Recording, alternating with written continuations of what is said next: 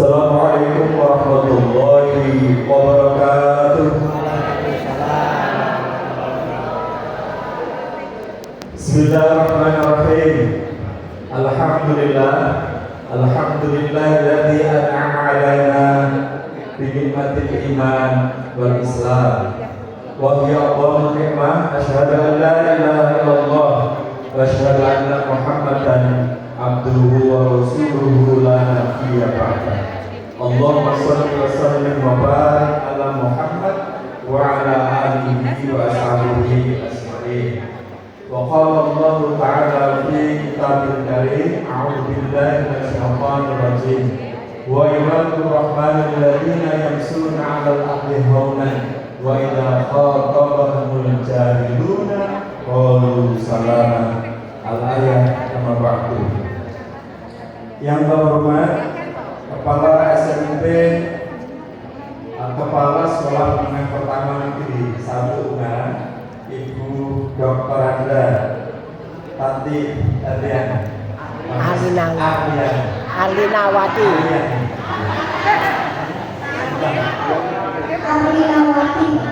Ibu Tati Alinawati. Ini ketutupan stempel sampai saya. Dr. Anda Tati Alinawati, Magister Berikut. Terima kasih, mohon maaf Ibu. Yang kedua, yang kami hormati, jadi biar nggak salah lagi saya baca contekan. Ketua Komite Bapak Dr. Andes Haji Muhammad Rizul MSI. Kemudian yang kami hormati Bapak Ibu tamu undangan, para guru beserta karyawan dan semua yang terlibat, dan khususnya Ananda Walwan. Tadi mana ya? Sudah pada pergi. Karena tugasnya beliau adalah nada dan saya tugasnya adalah dakwah. Jadi nada dan dakwah. Karena nadanya sudah lama, maka saya dakwahnya sebentar. Saya tadi ngecek di Google, itu kan 11.35 kita sudah libur, maka saya harus selesai jam 12. Sepakat ya Bapak Ibu? Saya itu sepakat ini. Ikhlas. Saya itu loh ya. Baik, langsung aja saya awali dari sebuah pertanyaan untuk mengisi halal bihalal yang sudah disinggung oleh beliau Bapak Komite. Yang kedua juga ayatnya sudah dibacakan oleh Khori. Karena saya mau mengawali dari sebuah pertanyaan. Apakah Bapak Ibu mau masuk surga bersama-sama atau masuk surga sendiri-sendiri? Sama-sama. Alhamdulillah, tangan buat Bapak Ibu semuanya ya. Jadi semuanya yang beriman itu besok akan dimasukkan surga oleh Allah Subhanahu wa Ta'ala dengan jalan keyakinannya masing-masing. Kebetulan kita yang saat ini hadir ini yang puasa Ramadan kemudian halal bihalal adalah Muslim. Ini dalam konteks negara Pancasila itu menjadi penting. Kalau sudah mau masuk surga bersama-sama, ini maka ini harus kita resapi bersama-sama hikmah dari halal bihalal. Misalnya begini, dilihat dari kaidah usul dulu, kenapa kita di Indonesia ini ada halal bihalal? Adalah karena dalam kaidah usul fiqh yang disepakati oleh para ulama adalah al-aslu fi kulli asya al-ibahah. Segala sesuatu pada aslinya adalah boleh. Jadi al-aslu fi kulli asya al-ibahah. Maka Bapak Ibu, para ulama beristihad untuk mengadakan halal bihalal, maka boleh. Maka terus dilanjutkan kaidah yang kedua dan ketiga. Maka dalam ibadah ghairu mahdhar, maka semuanya boleh kecuali ada larangan. Saya ulang, ibadah ghairu mahdhar semuanya boleh kecuali ada larangan. Dan ibadah mahdhar, ibadah khusus, jadi ibadah mahdhar adalah ibadah sosial kemanusiaan, maka semuanya boleh kecuali apa? Ada larangan. Tapi kalau ibadah khusus seperti sholat, puasa, zakat, haji, semuanya tidak boleh. Semuanya ya, kecuali yang ada perintah. Jadi tidak boleh sholatnya biasanya duhur berapa rakaat Bapak Ibu? Maka kemudian kita menambah, kita masih semangat apalagi habis makan opor, kita tambah 1 rakaat. Tidak boleh. Karena memang perintahnya berapa? 4 rakaat. Jadi itu.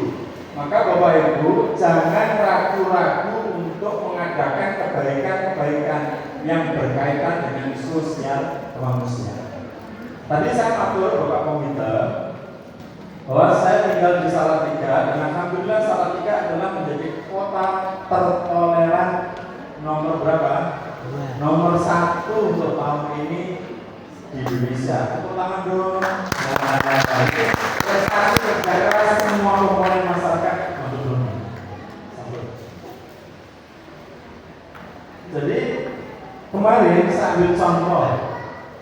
Jadi yang mengadakan halal bihalal di komplek kami, kebetulan ketua RT kami dan mayoritas adalah teman-teman Nasrani, apakah baik itu dari Protestan maupun Katolik.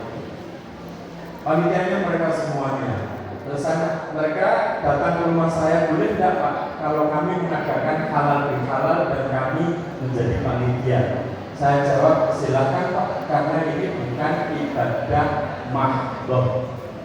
Ini adalah ibadah ghairu mahdhah, ibadah yang berkaitan dengan sosial manusia.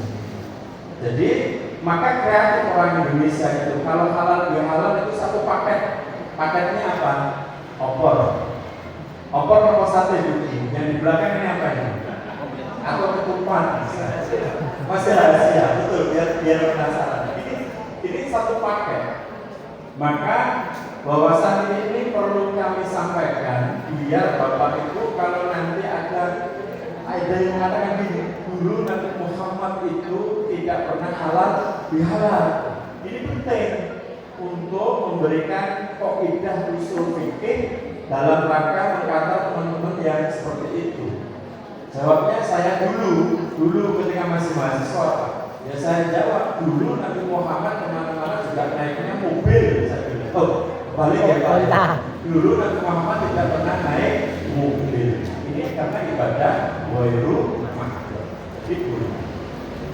Sekarang masuk dengan halal bihalal, saya mengambil ayat yang lain. Kalau tadi sudah jelas, a'udzubillahi minasyaitonir rajim. Wasari'u ila magfiratin min rabbikum wa jannatin 'arduhas samawati wal ardu u'iddat lil muttaqin alladzina yunfiquna bis-sarra wad-dharra wal kadhimina al-ghayza wal 'afina 'anil nas wallahu yuhibbul muhsinin.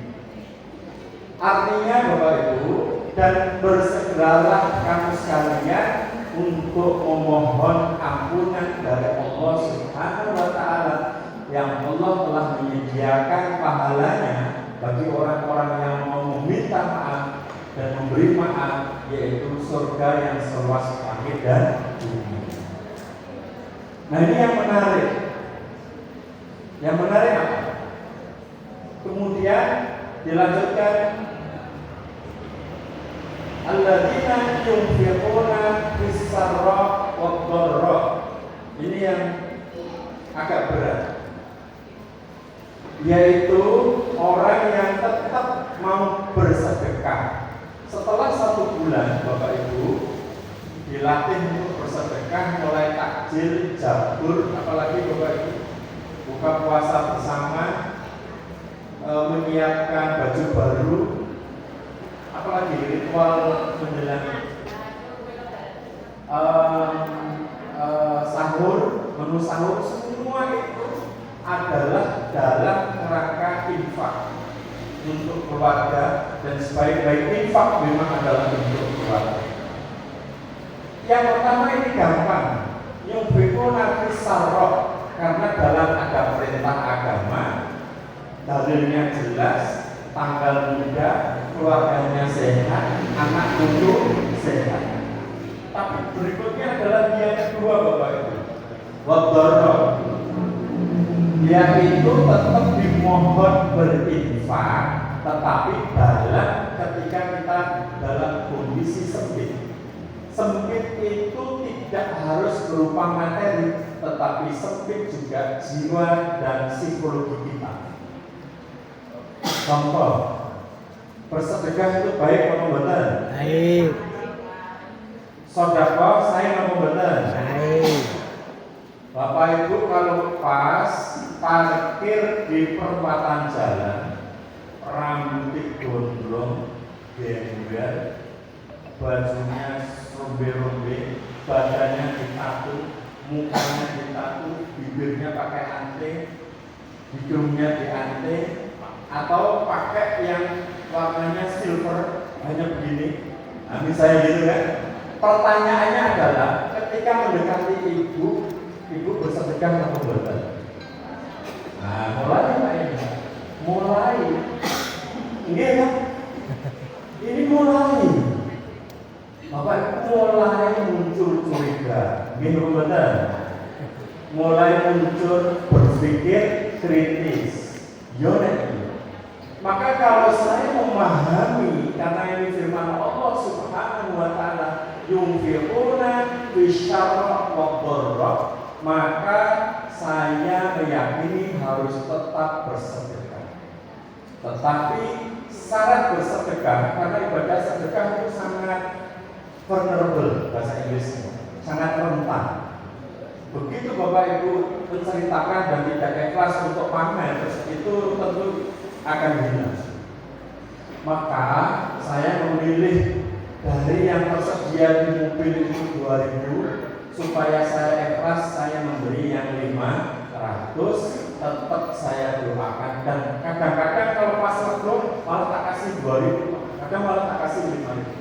Tapi kalau hatinya sempit, lagi nggak ikhlas, lagi deg-degan, maka saya tetap ya Allah akan saya beri, siapa tahu memang dia sedang memerlukan untuk sekedar makan dan minum. Selesai, nggak usah dilanjut.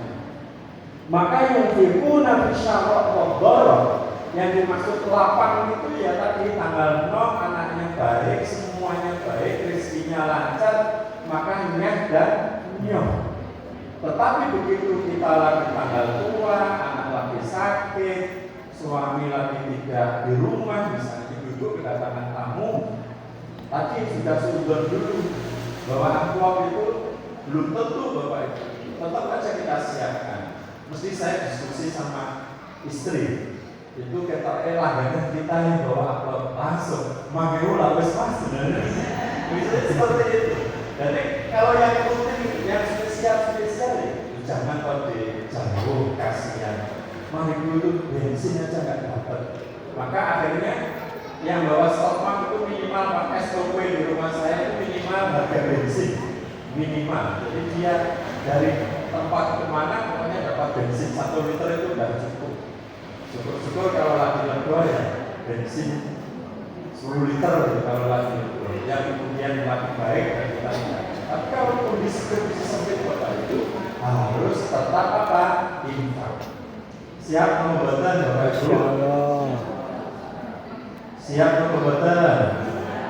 Jadi nanti sisa-sisa belanja yang 200, 500 dikumpulin untuk jaga nih. Kalau pas tadi hatinya tidak pas, kemudian tiba-tiba dia datang. Maka kita tetap kasih senyuman yang ramah, hati yang tulus, kemudian sepuntennya ini pas Ibu ngasihnya hanya 500. Jangan hanya adanya 500, jangan. Dari redaksi itu mengandung doa.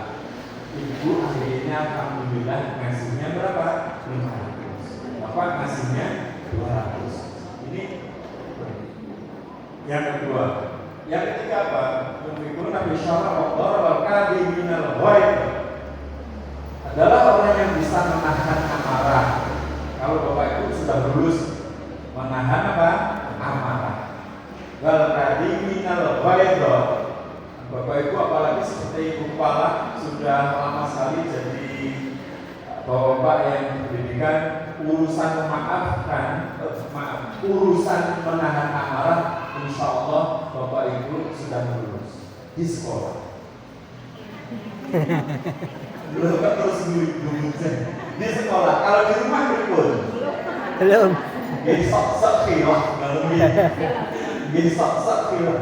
Kalau kita di sekolah itu kan keren gitu, dan anak-anak itu sempurna ya. Penuh ngajarnya sistematis, senyum, aromanya juga bagus, bajunya juga enak dilihat. Tapi kalau sudah di rumah,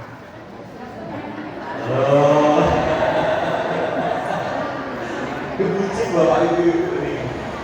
Urusan di rumah itu mau senyum sama suaminya kadang malas. Ada yang gini.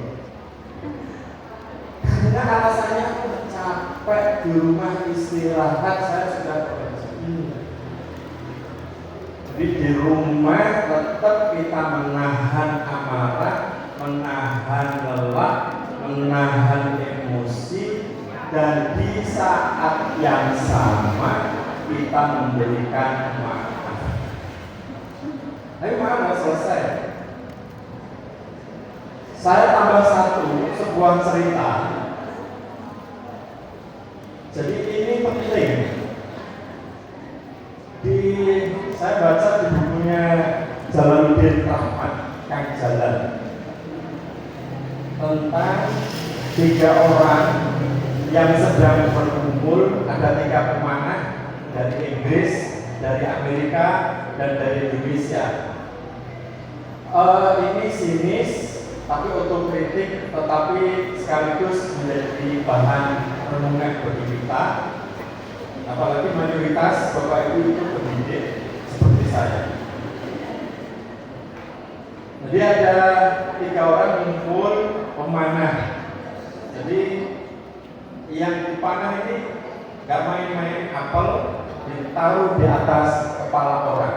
Jadi kalau meleset, maka risikonya adalah kena orang dan fatal. Lomba manah. Tapi ini tentu anekdot yang perlu kita ambil adalah di balik cerita. Orang Inggris jadi ditarik itu jembaringnya, panahnya kalau orang Jawa itu jembaring.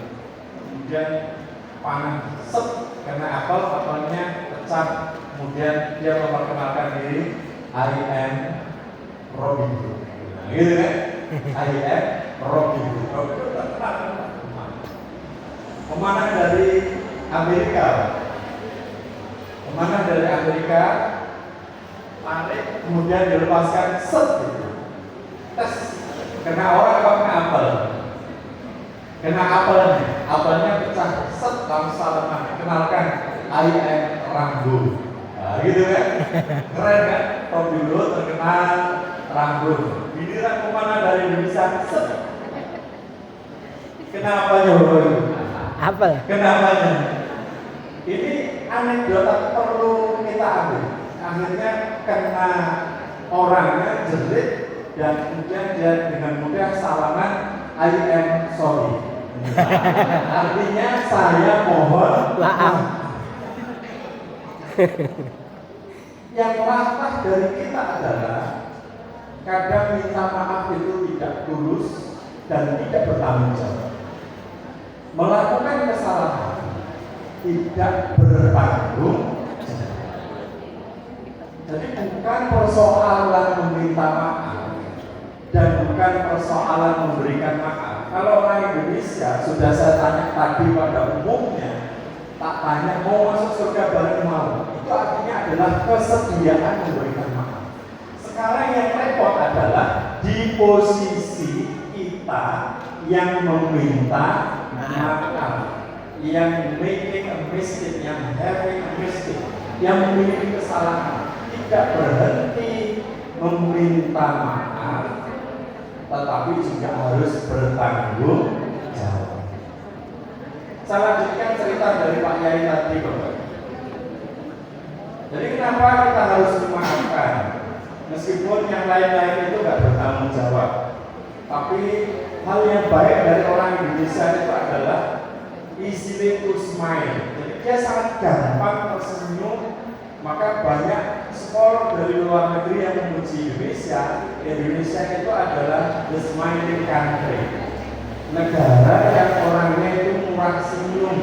Orang bisa senyum karena hatinya itu tulus, hatinya itu ringan, orangnya ikhlas, orangnya positif, ringan tersenyum orang Indonesia. Maka disebutnya apa? The smiling face.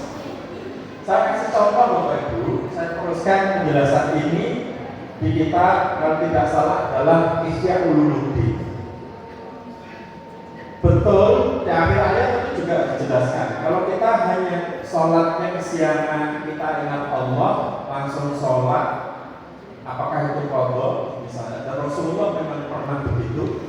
Nah, kemudian kita mohon maaf, istighfar, selesai.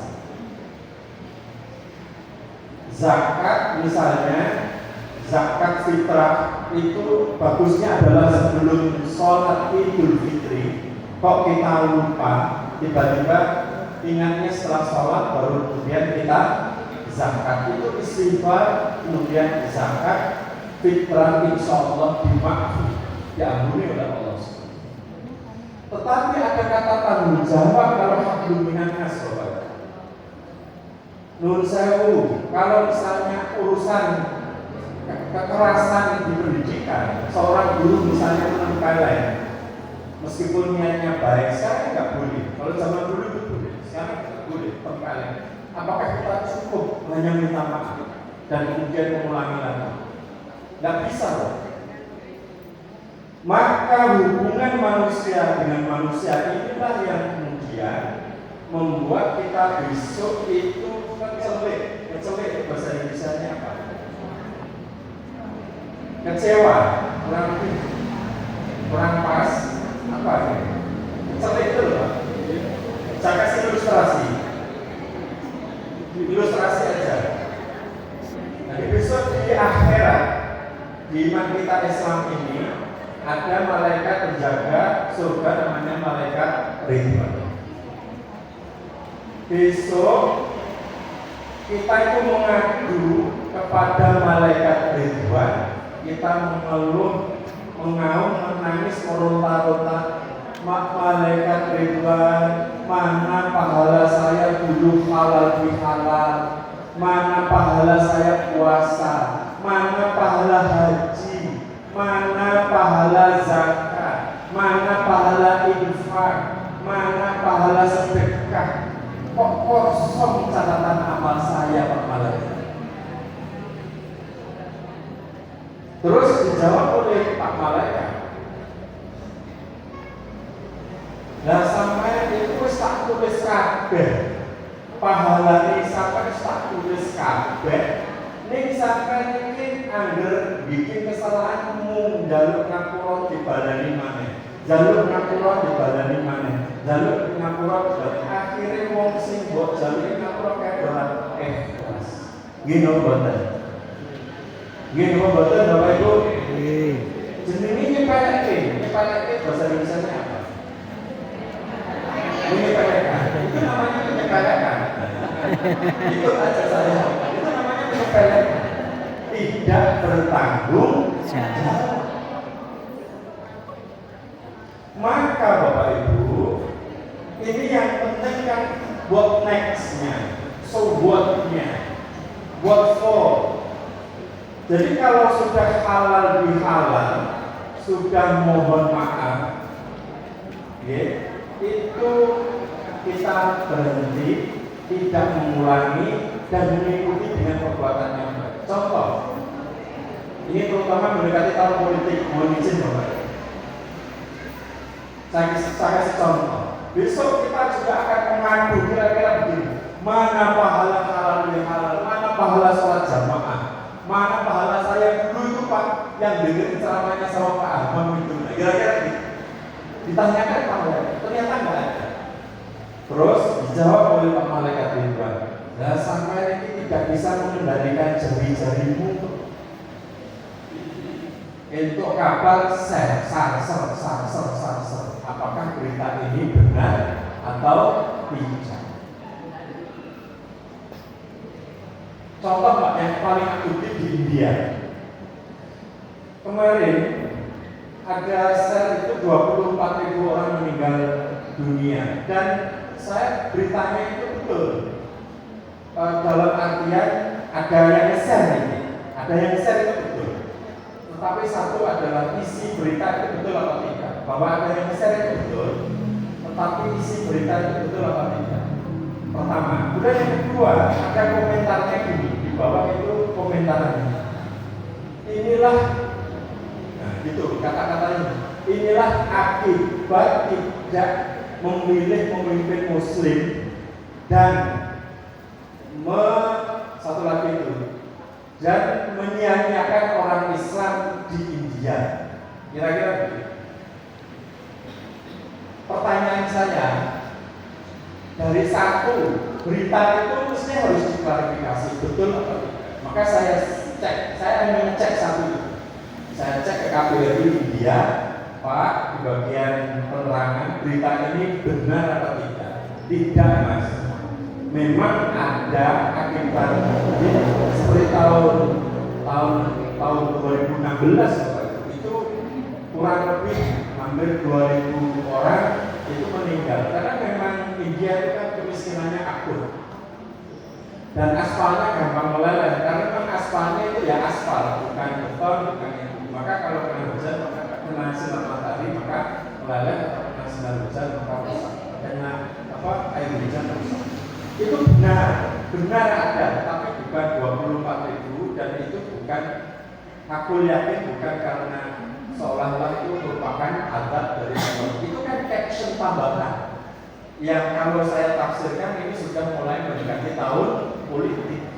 Kira-kira Bapak Ibu, kalau sudah tahu bahwa kita melakukan kesalahan hablum minan nas, kita tidak sempat meminta maaf, orang itu tidak ikhlas dan tidak mau memaafkan kita, maka besok di akhirat malaikat itu akan mengambil pahala-pahala kita, kebaikan-kebaikan kita, dan kita besok menjadi orang yang rugi. Saya kasih cerita hadis. Kalau ini baru saja saya baca. Sampai Rasulullah pernah ditanya oleh sahabat Rasulullah, ditanya oleh sahabat Rasulullah Muhammad Sallallahu Alaihi Wasallam.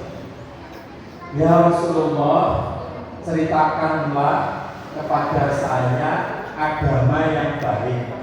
Loh, agama itu kan sudah baik, tapi ada sahabat yang masih minta definisi. Jadi yang tidak infinite kalau dalam bahasa Inggris tidak nakirah, tetapi makrifat yang definite. Agama itu saya mau betul-betul. Saya ulang, semua kompak. Agama itu baik atau tidak? Baik. Yakin Bapak? Yakin. Tapi kenapa ada sahabat yang masih menanyakan, ceritakan kepada saya ya Rasulullah agama yang baik? Berarti kita harus harus menilai, mengassessment, mengevaluasi cara beragama kita. Contoh, bagaimana muamalah kita hablum minan nas. Maka dijawab oleh Rasulullah Muhammad Sallallahu Alaihi Wasallam. Terakhir kata Nabi, agama yang baik adalah kamu membuat saudara-saudaramu merasa aman baik dari perbuatanmu maupun dari perkataanmu. Jadi inti dari halal bihalal setelah kita melakukan ibadah mahdhah ritual, puasa, qiyamul lail, zakat fitrah, apalagi yang wajib-wajib itu apa Bapak? Zakat mal. Maka Bapak Ibu, kita akhiri, kita minta maaf, kita refleksi. Kalau mungkin kita masih ingat, kita dengan si Anu saya belum selesai. Mari kita selesai. Ya tahu saya punya hubungan dengan kayak dulu saya pernah Saya juga mohon maaf Bu, dulu pernah beraktivitas di sini, masih RSBI, Rintisan Sekolah Bertaraf Internasional. Jadi saya ulang, dan termasuk tadi saya juga datang terlambat, mohon dimaafkan ya. Jangan ditagih di akhirat ya. Ikhlas dulu Bapak Ibu ya. Maka mari kita refleksikan Bapak Ibu, intinya beragama atau agama yang baik setelah ibadah mahdoh, syahadat, sholat, zakat, poso, haji. Setelah itu dua, yaitu memastikan teman-teman kita, saudara-saudara kita, orang-orang yang bertemu dengan kita, dia tidak tersakiti baik oleh perkataan maupun dengan perbuatan. Itulah yang disebut oleh Rasulullah Muhammad Sallallahu Alaihi Wasallam sebagai agama yang baik. Orang Muslim yang membuat selamat saudaranya dari perkataan dan perbuatannya. Saya pikir itu Bapak Ibu poin-poin penting dari hikmah halal bihalal. Maka insya Allah dengan silaturahim, dengan halal bihalal ini, intinya mari kita tebarkan kasih sayang, tidak pilih, tidak berpandang bulu, dan menyebarkan cinta kasih tidak pilih kasih dengan hati yang tulus, karena Allah setiap hari kita puja dan puji dengan sifat Ar-Rahman dan Ar-Rahim. Setiap hari kita selalu menyebut namanya Bismillahirrahmanirrahim.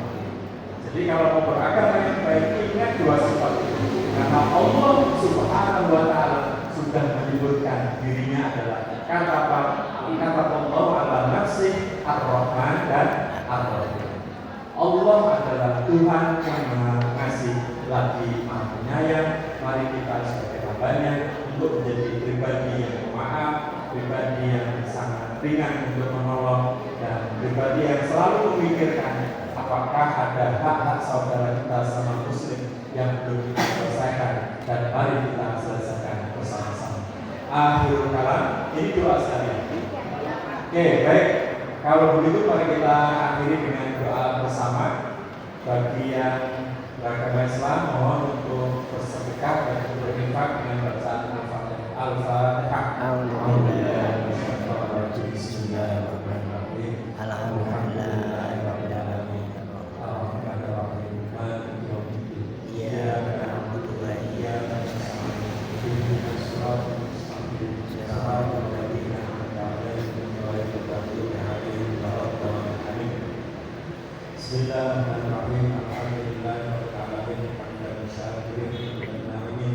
Hamdan yuwafi ni'amahu wa yukafi mazidah. Ya Rabbana